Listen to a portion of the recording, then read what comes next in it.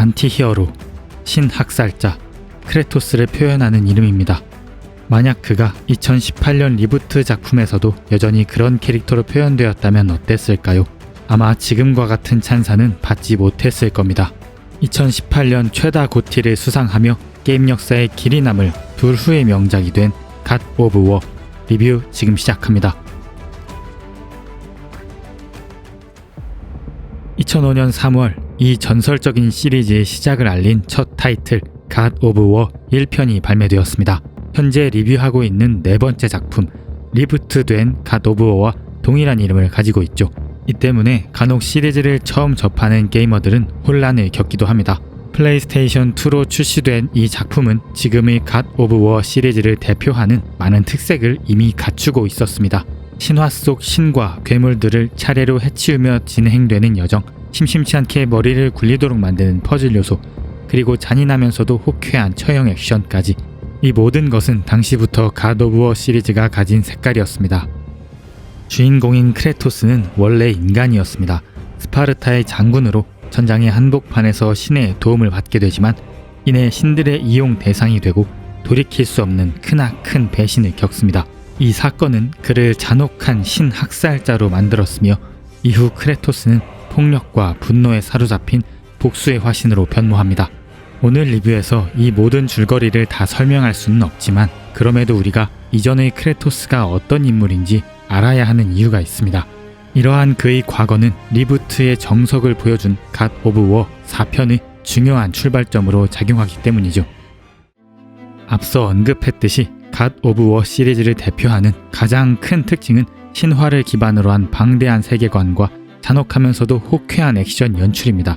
그러나 이 모든 것을 아우르는 가장 중요한 시그니처를 꼽자면 단연코 주인공인 크레토스 그 자체를 이야기할 수 있습니다. 이야기의 중심에서 서사를 이끌어가는 크레토스는 단순한 캐릭터를 넘어서 갓 오브 워라는 시리즈의 정체성을 상징하는 존재입니다. 크레토스의 압도적인 존재감은 다른 어떤 게임에서도 찾아보기 어려운 특징입니다. 다시 말해 갓 오브 워가 주인공이라는 존재 자체로 독보적인 위치를 차지할 수 있는 이유이기도 합니다. 한때 인간이었던 인물이 신의 힘을 받아 강력해지고 그 과정에서 신의 배신을 겪은 뒤 신들을 하나씩 무찌르며 자신이 신이 되는 일련의 과정은 플레이어로 하여금 빠져들 수밖에 없는 서사를 보여줍니다. 더불어 신의 권능을 가진 주인공을 플레이하는 우리는 눈앞의 적들을 쓸어버리는 쾌감 또는 그 폭력성 앞에 본능적으로 흥미를 느낄 수밖에 없는 것이죠. 그러나 이번 작품에서는 폭력과 분노로만 표현되던 1차원적인 크레토스를 변화시킬 필요가 있었습니다. 2005년 첫 타이틀 출시 이후 2013년까지 갓 오브 워 2편과 3편 그리고 외전 작품인 체인 오브 올림푸스, 고스트 오브 스파르타, 어센션까지 수많은 시리즈가 등장했습니다. 이러한 반복 속에서 많은 게이머들은 크레토스라는 캐릭터에 점점 피로감을 느끼기 시작했습니다. 다시 말해 분노와 폭력으로만 일관된 1차원적인 캐릭터는 더 이상 현대의 게이머들에게 매력적으로 다가오지 않았던 것입니다. 이제 디렉터 코리 발록과 산타모니카 스튜디오의 개발진들은 이 게임의 시그니처를 수정해야 하는 큰 위기 앞에 놓였던 것입니다. 감당하기 힘든 압박감 속에서 디렉터 코리 발록은 자신의 경험을 바탕으로 한 아이디어를 제시합니다. 그건 바로 크레토스를 아버지로 만들자는 것이었죠. 그동안 신들을 학살하고 폭력과 복수의 화신으로 군림하던 캐릭터를 갑작스레 부성애를 가진 아버지로 재구성하자는 발상은 당시 동료들로부터 큰 신뢰를 얻지 못했다고 합니다. 그러나 이 대담한 아이디어는 결국 갓 오브 워 리부트를 명작의 반열에 올려놓는 결정적 아이디어가 되었습니다. 폭력과 분노에 휘둘리지 않는 모습, 감정을 제어하며 해야 할 일을 가르쳐주는 모습, 그리고 더 나은 존재가 되어야 한다는 가르침. 아트레우스와 함께하는 여정 속에서 크레토스는 자신의 아들이 자신과 같은 과오를 반복하지 않기를 바랍니다. 투박하고 서툴지만 그는 자신만의 방식으로 아내 페이와 아들 아트레우스를 깊이 사랑해왔음을 표현합니다. 이러한 크레토스의 변화는 기존 그리스 사가에서 보여준 모습과는 완전히 상반되는 이미지로 기존 시리즈 팬들에게 신선한 충격을 안겨주었습니다. 앞서 언급했듯 이런 변경점은 제작진에게 있어 매우 큰 위험이었습니다. 하지만 그 위험을 감수한 결과 팬들에게 강렬한 임팩트를 전달한 것은 물론이고 성공적인 리부트의 기반을 만들 수 있었습니다. 그리스의 신들을 섬멸하고 모든 희망을 포기했던 크레토스는 우연히 북쪽 땅에 도착했습니다. 북유럽 신화 속에서 낯선 이방인이 된 그는 그곳에서 페이라는 여인을 만나 사랑에 빠지고 그녀와 사이에서 아들 아트레우스를 얻게 됩니다. 시간이 흘러 페이는 운명을 달리하게 됩니다. 크레토스는 그녀의 마지막 유언을 따라 아트레우스와 함께 그녀의 유골을 가지고 세계에서 가장 높은 곳으로 향하는 여정을 떠납니다. 이 여행은 단순히 유언을 따르는 것을 넘어서 크레토스와 아트레우스의 관계를 변화시키는 깊이 있는 이야기의 시발점이 됩니다. 우리는 이 과정에서 북유럽의 광활하고 아름다운 자연을 경험하게 됩니다. 눈 덮인 산과 얼어붙은 땅, 그리고 그에 걸맞는 크리처 디자인은 우리가 상상하던 북유럽 신화의 모습을 생생하게 그려냅니다. 흥미로운 점은 산타모니카 개발진들은 북유럽 신화를 있는 그대로 가져오지 않았다는 것입니다. 그들은 원전 신화를 다양한 방식으로 재해석하며 새로운 이야기를 만들어냈습니다. 하지만 이러한 특징은 스토리와 연결되는 중요한 스포일러를 포함할 수 있기 때문에 별도의 콘텐츠로 다시 다루도록 하겠습니다. 갓 오브 워의 연출은 가히 압도적입니다. 너무 진부하지만 달리 표현할 방법이 없습니다. 일반 몹을 처형하는 작은 단위의 액션 장면부터 초대형 사이즈의 드래곤이나 요르문간드와 대면하는 장면에 이르기까지 저는 게임을 하는 내내 감탄을 금치 못했습니다. 특히나 낯선 남자와 대면하는 초반의 전투 장면은 이 게임의 가장 훌륭한 장면 중 하나입니다. 비단 역동적인 장면뿐만이 아닙니다. 다시 혼돈의 블레이드를 꺼내기 위해 집으로 돌아가는 장면이나 게임의 엔딩 장면에서 아트레우스와 크레토스의 모습은 플레이어에게 복잡한 감정을 불러일으킵니다. 이렇게 갓 오브 워는 단순히 액션에만 의존하지 않고 서사적인 측면에서도 세세한 감정선을 표현해 플레이어의 마음에 큰 파도를 일으킵니다. 이렇게 훌륭한 연출 과정에서 우리는 눈을 뗄 수가 없게 되는데 여기에는 그럴 수밖에 없는 한 가지 비밀이 숨어 있습니다. 갓 오브 워는 게임이 시작되는 순간부터 엔딩을 맞이하는 순간까지 모든 장면이 하나의 연속된 카메라 시점으로 표현됩니다. 비슷한 예로 영화 1917이 원 컨티뉴어스 숏이라 부르는 기법으로 편집을 해서 화제가 되기도 했습니다. 갓 오브 워에서도 역시 화면의 전환이나 단절이 없이 한 카메라 시점으로 계속해서 이야기가 진행됩니다. 이 원 테이크 숏 기법 덕분에 플레이어는 이야기의 진행에 완전히 몰입하게 되면서 크레토스와 아트레우스의 여정에 함께하는 듯한 생생한 기분을 느끼게 됩니다. 이로 인해 갓 오브 워는 마치 영화와 같은 경험을 제공하면서 플레이어에게 깊은 몰입감을 선사할 수 있었습니다. 갓 오브 워의 연출에 깊이를 더하는 또 하나의 요소는 바로 훌륭한 음악입니다. 이번 작품의 OST는 작곡가 베어 맥크레리가 맡았으며 그는 영화와 TV 시리즈뿐만 아니라 게임 업계에서도 탁월한 음악을 선보인 베테랑입니다. 어쌔신 크리드 신디케이트, 잭 더 리퍼, 갓 오브 워, 콜 오브 듀티 뱅가드 등 다양한 프로젝트에 참여해 그의 음악적 역량을 입증해왔습니다.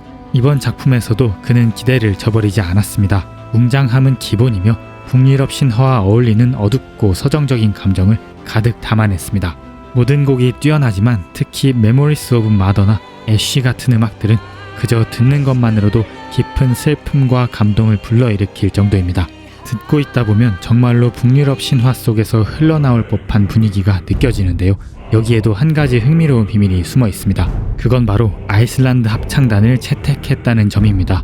현대 언어 중에서 고대 스칸디나비아어와 가장 유사한 발음을 가진 언어가 바로 아이슬란드어이기 때문입니다. 제작진의 이러한 세심한 디테일은 갓 오브 워의 음악적 수준을 높게 끌어올렸고 플레이어들은 더욱 깊게 몰입할 수 있었던 것입니다. 몰입감을 극대화하기 위한 장치로는 압도적인 연출과 원테이크 숏 기법, 그리고 장엄한 OST까지 다양한 장치가 있었지만 여기에 더해 배우들의 뛰어난 연기력 또한 중요한 역할을 했습니다. 크레토스를 연기한 크리스토퍼 저지는 캐릭터에 너무 깊이 몰입해 배역에서 빠져나오지 못하는 것을 종종 걱정한다고 합니다. 실제로 4명의 자녀를 둔 그는 아버지로서 성장하는 크레토스의 서사에 깊은 공감과 몰입을 보여주었습니다. 그는 이 이야기가 자신의 아이들을 향한 사과라고 이야기할 정도로 몰입하는 모습을 보여줬습니다. 심지어 그의 동굴 같은 목소리와 건장한 체격은 게임 속 크레토스와 너무 잘 어울리기까지 했죠.